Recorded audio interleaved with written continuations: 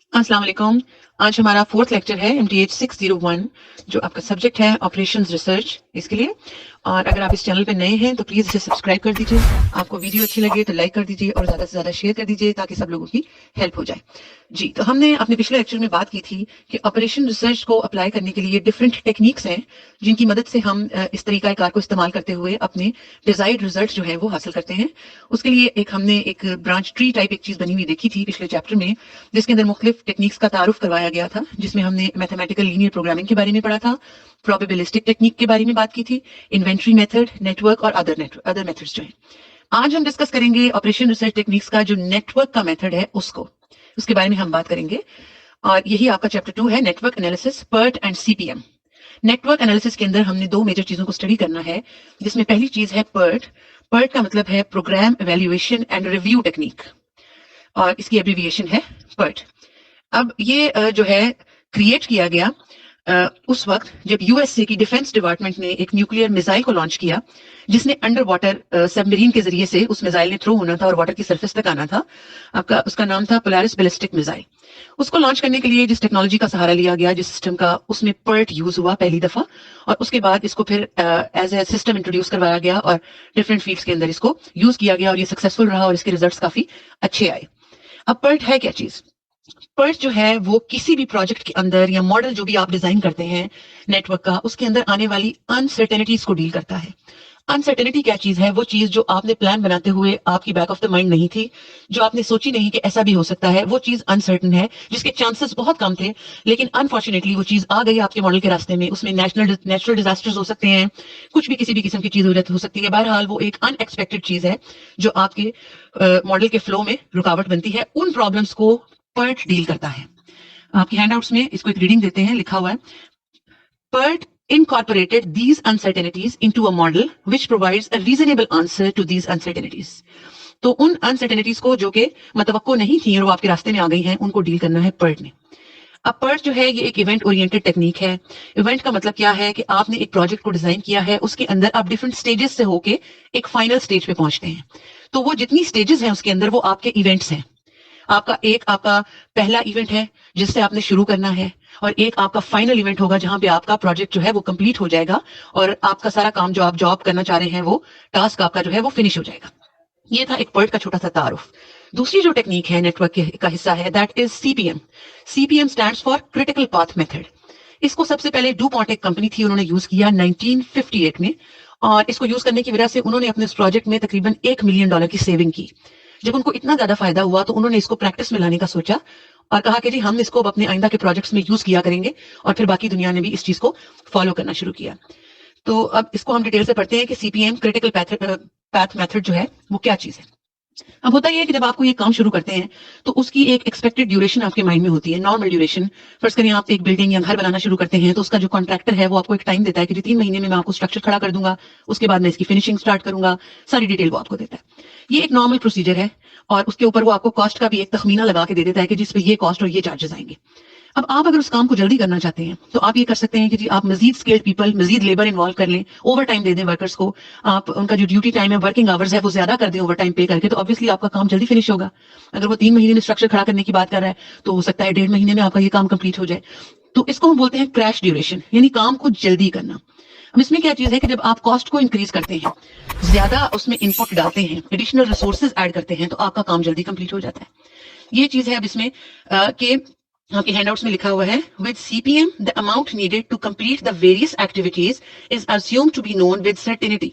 CPM और PERT में फर्क क्या है कि पर्ट के अंदर अनसर्टेनिटी आ रही थी, यानी अनएक्सपेक्टेड चीजें।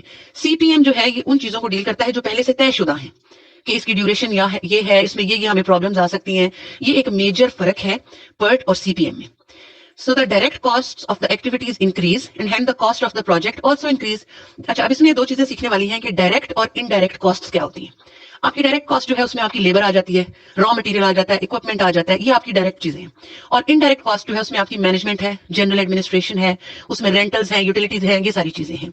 वो कह रहे हैं कि जब आपने आपकी जो डायरेक्ट कॉस्ट है उसको जब आप इंक्रीज करेंगे तो आपके प्रोजेक्ट की कॉस्ट भी, प्रोजेक्ट भी महंगा हो जाएगा। जाहिर बात है, जब आपने 3 महीने में एक घर बनाना था और आपने उसके कॉन्ट्रैक्टर के साथ जो पैसे तय किए हुए थे, जब आप ओवर टाइम पे करेंगे, जल्दी काम करवाएंगे, तो आपकी कॉस्ट भी बढ़ जाएगी। और जब आप रिड्यूस करेंगे एक्टिविटी को, तो उसका स्केड्यूल भी चेंज हो जाएगा ऑब्वियसली। तो this will naturally reduce the overhead cost for the entire project. On one hand the direct expenses increase. Direct expenses अभी मैंने आपको बताया है क्या है, कि लेबर का देना पड़ जाता है ज्यादा पैसे, रॉ मटेरियल ज्यादा लाना पड़ जाता है जल्दी करने के लिए। This will naturally reduce the overhead cost for the entire project. तो ये उन्होंने क्या बताया कि on one hand the direct expenses increase if we shorten the activity duration, but the indirect expenses for the project are reduced. अब आपके direct expenses तो increase हो जाते हैं, लेकिन इनडायरेक्ट यानी अगर आपका काम जल्दी हो रहा है तो जो आपके मैनेजर्स हैं ऑब्वियसली आपने उनको 3 महीने के लिए हायर किया था, आपका 1.5 महीने में काम हो गया, आपको वो कम हो गई वहां से कॉस्ट। जो एडमिनिस्ट्रेशन के लोग हैं उनका भी टाइम कम हो गया, वहां से भी उनकी कॉस्ट कम हो गई। अगर आपने कोई बिल्डिंग रेंट पे ली हुई है, उसका रेंट भी जहां 3 महीने देना था वहां 1.5 महीने दिया है, वो भी कम हो गया। यूटिलिटी बिल्स वगैरह, बिजली का काम या जो भी वो सारा सिलसिला है, वो 3 महीने के बिल्स पे करने थे, अब 1.5 महीने के करने पड़ेंगे। तो ये चीजें हैं कि डायरेक्ट कॉस्ट तो आपकी इंक्रीज हुई है, लेकिन आपकी इनडायरेक्ट कॉस्ट जो है वो कम हो गई है। ये सारी चीज जो है इसको सीपीएम डील करता है।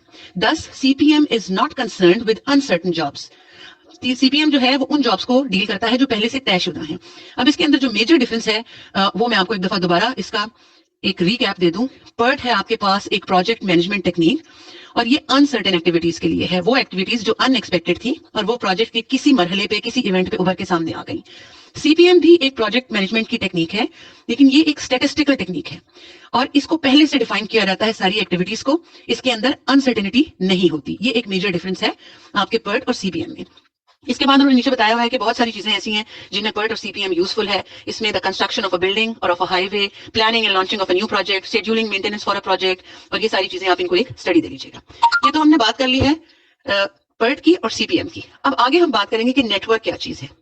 पहला स्टेप जो है, the first step in the application of CPM और PERT is to develop a network.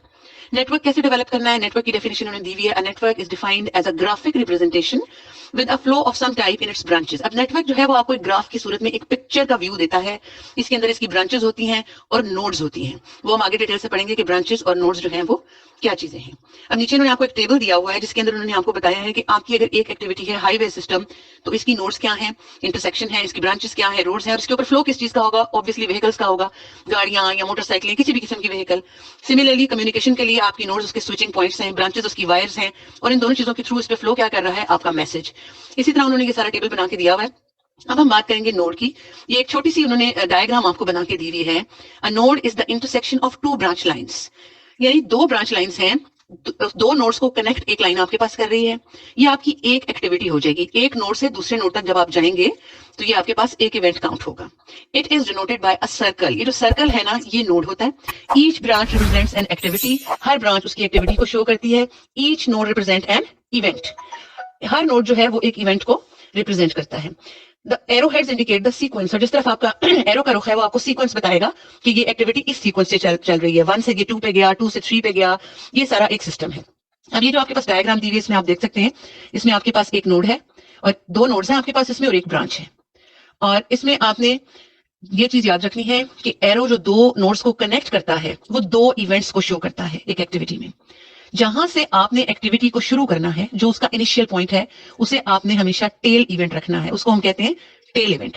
और जहां पे आपकी जाके फाइनल नोड आ गई, यानी फाइनल सर्कल आ गया, जहां पे आपकी एक्टिविटी खत्म हो गई है, उसको आपने हेड इवेंट कहना है। टेल इवेंट से हम स्टार्ट लेंगे और हेड इवेंट पे हमारी एक्टिविटी जो है वो खत्म हो जाएगी। इसमें नीचे आप देख लीजिए एक एग्जांपल दी हुई है आपको, बहुत सिंपल सी एग्जांपल है। ए एक्टिविटी क्या है, 1 से लेके 2 तक, इसमें दो नोड्स काउंट हो रही हैं। फिर एक्टिविटी बी जो है वो 2 से लेके 4 तक है, एरो हेड शो कर रहा है। एक्टिविटी सी 2 से लेकर 3 तक है। ये एक सिंपल सी डायग्राम है। उसके बाद जब आप 5th नोड पे आए तो आपकी एक्टिविटी एंड हो गई। तो यहाँ पे आपका टेल इवेंट क्या है, फर्स्ट नोड, और आपका हेड इवेंट क्या है, 5th नोड। ठीक हो गया। अब मैंने आपको कॉन्सेप्ट देना है कि प्रीडिसेसर और सक्सेसर क्या होता है।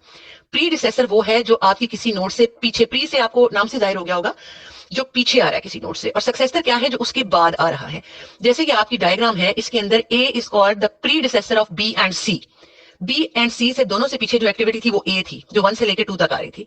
तो ए जो है वो बी और सी दोनों का प्रीडिसेसर होगा, और ए का सक्सेसर क्या है आपके पास, B and C are the successors of A. B and C चूंकि ए के बाद आ रहे हैं तो वो उसके सक्सेसर हैं। इससे सिंपल सी बात वाज़ेह हो गई हमें कि पीछे वाली जो चीजें हैं उनको हमने प्रीडिसेसर्स बोलना है और आगे आने वाली चीजों को हमने सक्सेसर बोलना है। अब हम देखेंगे कि रूल्स क्या है नेटवर्क को कंस्ट्रक्ट करने के लिए।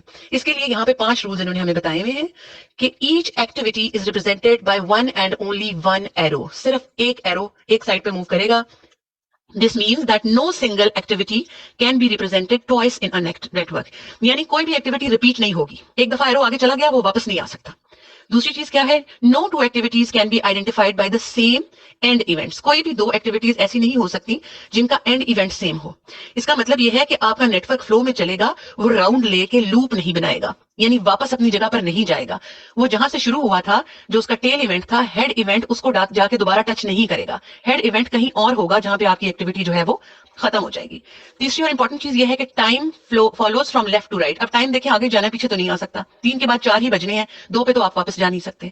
तो टाइम जो है वो लेफ्ट टू राइट आपका हमेशा फ्लो करता है। All the arrows point in one direction, और एरोज का आपने हमेशा ख्याल रखना है कि जिस तरफ आपने पहले एरो हेड को शो किया है उसी डायरेक्शन में आपका एरो हेड आगे भी मूव करे। ऑपोजिट डायरेक्शन में करना, उसको अवॉइड करना चाहिए, वरना आपका मॉडल जो है वो सही नहीं बनेगा, कंफ्यूजिंग हो जाएगा।